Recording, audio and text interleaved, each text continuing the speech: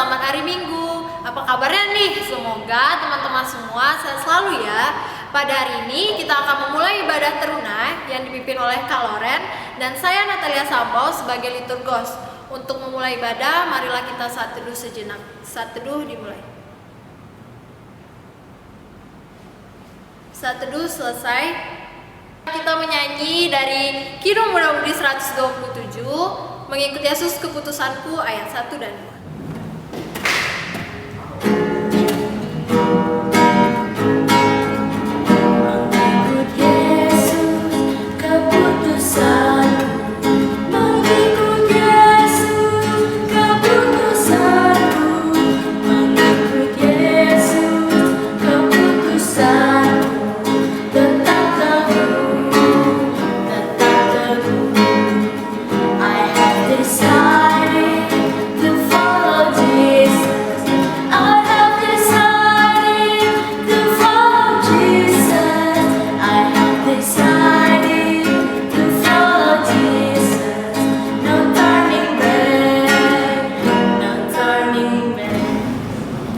Adik-adik terkasih, untuk memulai ibadah ini, mari kita satu dalam doa. Mari kita berdoa. Tuhan Yesus, terima kasih Tuhan atas bimbingan-Mu Tuhan. Hari ini kami dalam keadaan sehat, dan juga kiranya Engkau selalu berkati buat adik-adik kami Tuhan, yang mungkin dalam kelemahan tubuh, Engkau sertai Tuhan, Engkau pulihkan mereka, kiranya mereka bisa sehat kembali dan bisa beraktivitas seperti biasanya Tuhan. Dan berkati ibadah ini Tuhan, ibadah persekutuan teruna, mulai dari awal, pertengahan hingga akhir.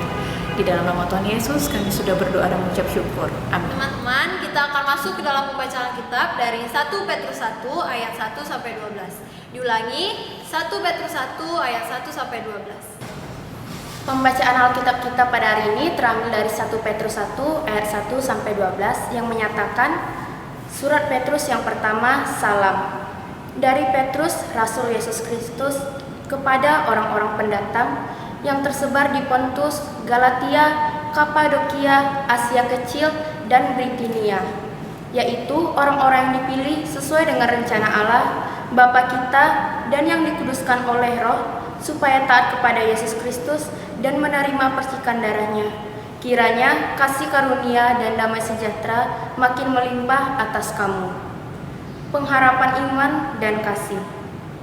Terpujilah Allah dan Bapa Tuhan kita Yesus Kristus, yang karena rahmat-Nya yang besar telah melahirkan kita kembali oleh kebangkitan Yesus Kristus dari antara orang mati kepada suatu hidup yang penuh pengharapan, untuk menerima suatu bagian yang tidak dapat binasa, yang tidak dapat cemar, dan yang tidak dapat layu, yang tersimpan di surga bagi kamu, yaitu kamu yang dipelihara dalam kekuatan Allah karena imanmu, sementara kamu menantikan keselamatan yang telah tersedia untuk dinyatakan pada zaman akhir.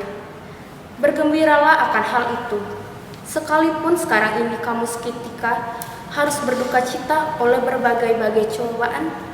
Maksud semuanya itu ialah untuk membuktikan kemurnian imanmu yang jauh lebih tinggi nilainya daripada emas yang fana, yang diuji kemurniannya dengan api, sehingga kamu memperoleh puji-pujian dan kemuliaan dan kehormatan pada hari Yesus menyatakan dirinya.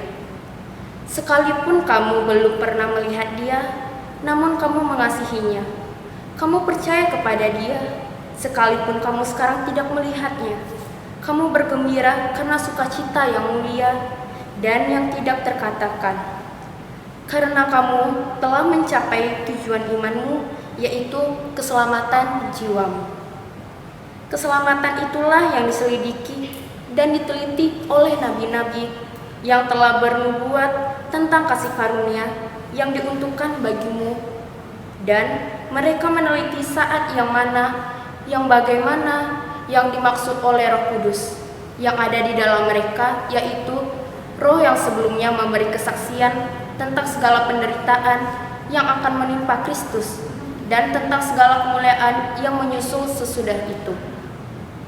Kepada mereka telah dinyatakan bahwa mereka bukan melayani diri mereka sendiri, tetapi melayani kamu dengan segala sesuatu yang telah diberikan sekarang kepada kamu dengan perantaraan mereka yang oleh Roh Kudus yang diutus dari surga menyampaikan berita Injil kepada kamu, yaitu hal-hal yang diinginkan diketahui oleh malaikat-malaikat.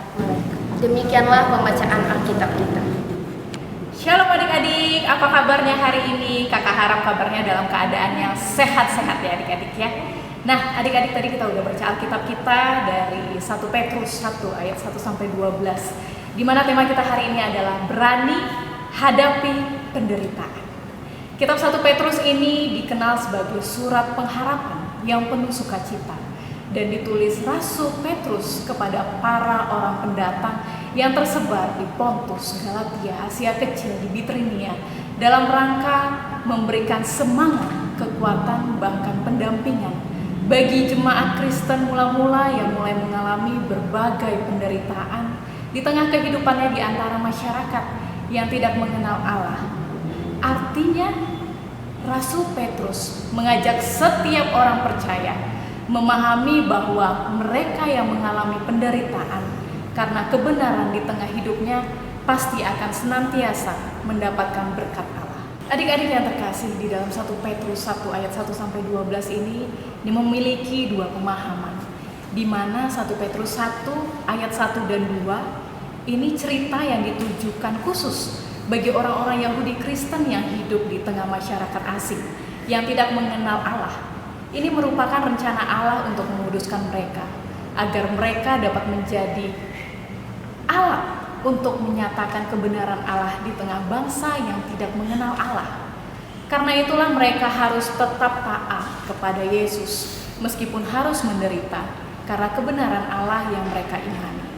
Nah, untuk pemahaman kedua adik-adik, itu ada di 1 Petrus 1 ayat 3 sampai 12, di mana dimulai dengan pujian yang dinaikkan Rasul Petrus kepada Allah. Pujian ini dinaikkan karena rasa syukur yang dimiliki Rasul Petrus atas karya keselamatan Allah melalui kebangkitan Yesus Kristus yang telah membawa pada kehidupan yang baru bagi seluruh manusia yang berdosa. Kematian Yesus memang membuat para pengikutnya mengalami kehancuran adik-adik. Tapi kebangkitan Yesus kembali memberikan pengharapan hidup bagi setiap orang yang percaya. Dengan kata lain, Rasul Petrus mau mengatakan bahwa kebangkitan Yesus Kristus merupakan dasar harapan setiap orang percaya. Karena tanpa kebangkitan tidak ada pengharapan. Ketika kita setia untuk menjalankan penderitaan itu merupakan wujud nyata kasih Yesus kepada semua manusia. Setiap orang percaya yang hidup dalam iman kepada Allah akan mengalami hak-hak istimewa dari Allah. Yang pertama itu dipelihara dengan kekuatan Allah. Dengan kata lain, syarat utama untuk merasakan pemeliharaan Allah adalah dengan iman kepada Allah. Dan yang kedua, setiap orang yang percaya, yang setia dalam iman kepada Yesus akan memperoleh anugerah kehidupan yang kekal saat Tuhan Yesus datang kembali. Sehingga sebuah penderitaan jangan dilihat sebagai hal yang menakutkan, tetapi sebagai sebuah proses pemurnian imannya kepada Tuhan Yesus. Ingat adik-adik, sebuah penderitaan jangan dilihat sebagai hal yang menakutkan, tetapi sebagai proses pemurnian iman kepada Tuhan Yesus. Karena itu tetaplah hidup dalam iman dan pengharapan dengan cara selalu membangun hubungan baik bersama Allah. Sediakan waktu bagi Allah melalui pembacaan Alkitab suci dan persekutuan. Tuhan Yesus memberkati kita semua. Untuk merespon firman Tuhan, marilah kita bernyanyi dari Kidung Muda Budi 97 di Jalan Hidup yang Lebar Sempit.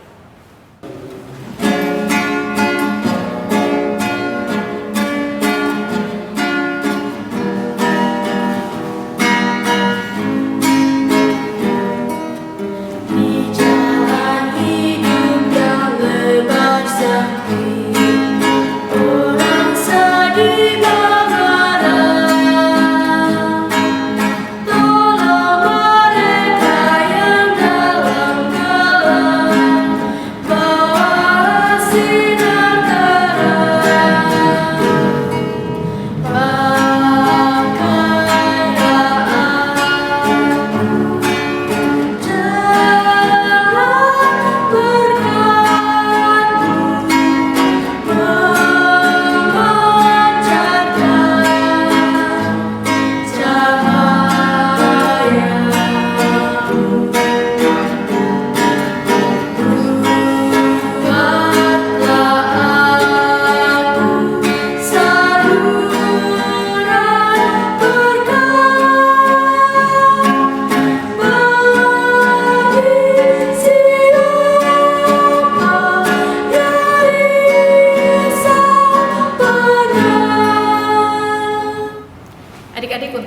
penutup ibadah kita hari ini, mari kita satu dalam doa.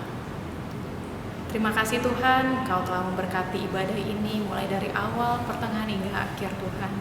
Dan tadi kami juga telah mendengarkan sebagian dari firman-Mu Tuhan, agar kami bisa berani menghadapi penderitaan Tuhan. Apapun yang sedang kami alami Tuhan, kuatkan kami selalu Tuhan. Pribadi lepas pribadi, Engkau berkati dan juga bimbing selalu Tuhan setiap langkah dan perbuatan kami Tuhan. Inilah doa yang jauh dari sempurna, di dalam nama Tuhan Yesus kami sudah berdoa dan mengucap syukur. Amin.